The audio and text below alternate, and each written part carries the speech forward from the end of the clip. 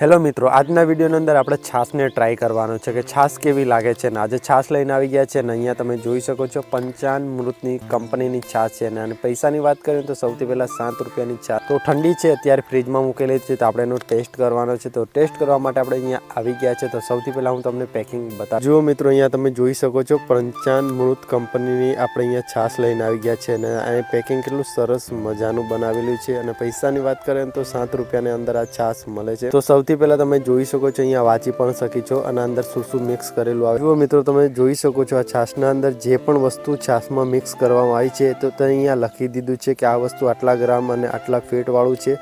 તમે છાશ ઉપર વાંચી શકો છો અને તમે જોઈ શકો છો અહીંયા ગુજરાતીમાં પણ લખેલું છે અને ઇંગ્લિશમાં પણ લખેલું છે। અહીંયા તમે જોઈ શકો છો MRP અહીંયા વગેરે અહીંયા તમે જોઈ શકો છો અહીંયા તારીખ છે અને MRP પણ મારેલી છે અને તમે જોઈ શકો છો અહીંયા તમે આ પંચમહાલ ડેરીની છે છાશ છે અને તમે જોઈ શકો કેટલી સરસ છે। તો હવે એનો ટેસ્ટ કરી જોઈએ। તો મિત્રો, તમે જોઈ શકો છો આ છાશ છે એ જ પેકિંગની છે। હવે આનો ટેસ્ટ કરવાનો છે કે ખરેખર આ છાશનો ટેસ્ટ કેવો લાગે છે। સૌથી પહેલાં તોડી નાખ। તો મિત્રો, જેવું પેકિંગ તોડ્યું ને તો અહીંયા બહુ ખાટી એની છાશ ગંધાતી અને એવી સ્મેલ આવવા લાગી છે। હવે જોવાનું છે કે ખરેખર આની સ્મેલ તો સારી લાગી છે પણ આનો સ્વાદ કેવો છે એ આપણે તપાસ કરી જોઈએ।